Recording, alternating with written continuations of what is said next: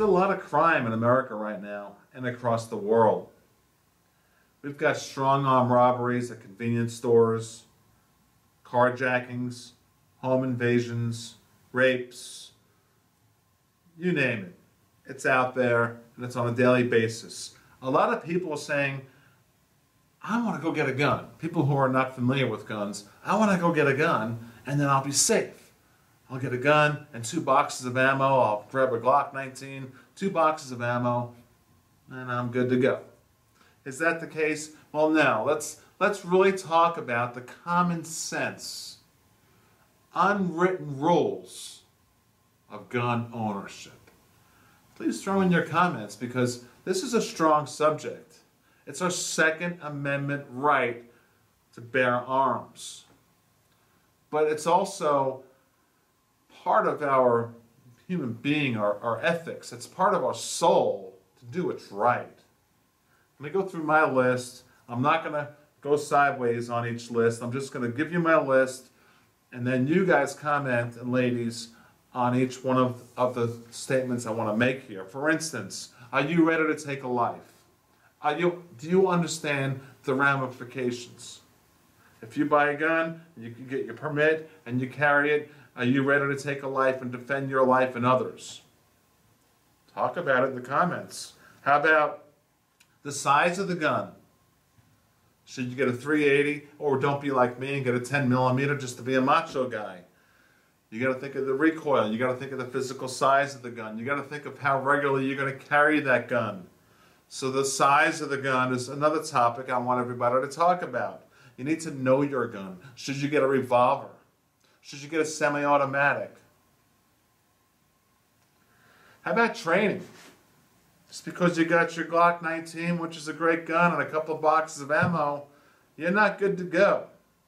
You need to go to the range regularly, and I've always said this, pay someone the $35 an hour, whatever it costs, for like 10 hours over a year, maybe 10 sessions, and really get that good training so you know the mechanics of that gun. Because it's a huge responsibility. And also the money. How about the money that's involved in gun ownership?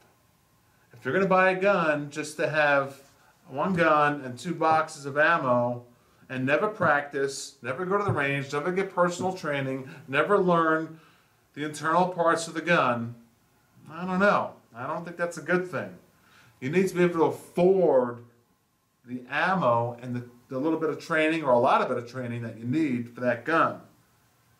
So keep money in mind when you purchase your gun. For instance, a friend of mine just bought a .44 Magnum. It's an awesome gun. It's beautiful. Then he goes, oh, I just realized it's like whatever it is, 75 cents a round. It's expensive. I told him, I said, Joe, I said, the .44 Magnum is a .44 Magnum. You got to get a gun that you can afford to shoot regularly. How about your mindset? Are you ready to carry a gun and keep it away from children? We'll talk about children next. Are you ready for that? Your mindset has to be totally clear. It's a huge responsibility. It is our Second Amendment. We have the right to bear arms, and you want to do so. But please watch this video and try to grasp at least a couple things of what I'm saying, because you need to have good etiquette, good ethics also when you carry a gun and you have a gun in your home. Children, I've heard people say, that's okay, I got my gun unloaded over here and the magazine is in another drawer loaded, loaded magazine over there. My 5-year-old will never figure it out. I got news for you, that's not a good safety measure. You got to think a lot about children. I have 2 daughters, 5 and 7 years old. And my 5-year-old daughter knows my iPhone as well as I do. Sometimes even better in some of the functions. She can figure out how to get that gun and get that magazine, which might take me 5-6 seconds and might take her 3-4 minutes.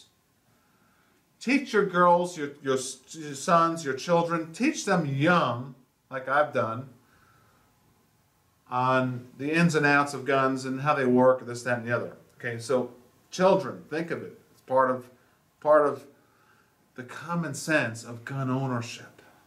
Know your laws. Here's another one. Know your local laws, your state laws, your county laws if they're different, city laws. If you cross state lines, what's going to happen with a gun? I've done a video about how to fly with firearms. Know all the laws that you can possibly learn. Owning a gun takes a lot of common sense, and that's what this video is all about. Where are you going to store it? Here's another one. Where are you going to store it? You got a vault, you got a safe, you got a drawer next to your bed. I'm not going to tell you what to do.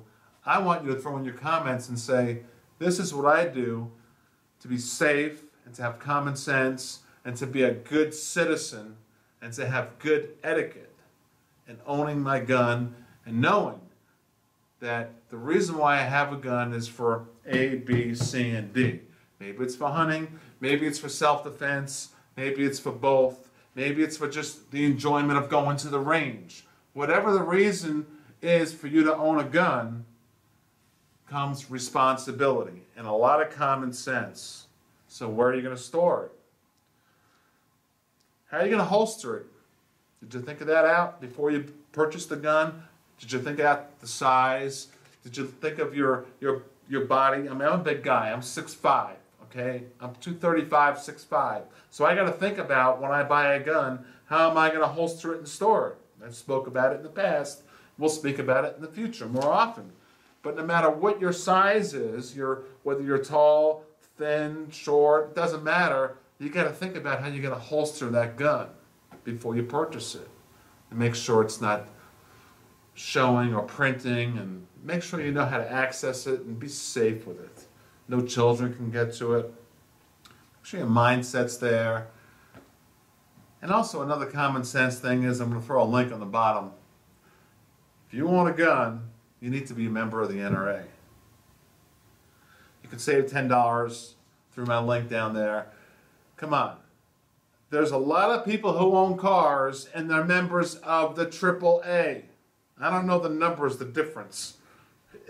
I know the NRA has like 4 to 5 million members. I don't know how much AAA has, but if they have more than gun owners, that's pitiful because there's 100 million gun owners in America.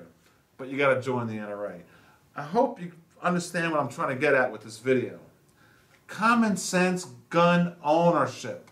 Please throw in your comments for all the people out there who are about to buy a gun or have a gun and really don't know what to do with it, or they're just on the edge of maybe using it for self-defense. Let's just try to make everything easy for everybody. Make everybody more comfortable with owning a gun and more comfortable with the Second Amendment and our right to bear arms. Let's take advantage of it the right way. Thank you. Please subscribe. Please tell a friend. And don't forget about the gun forum, weaponseducation.net. Check it out.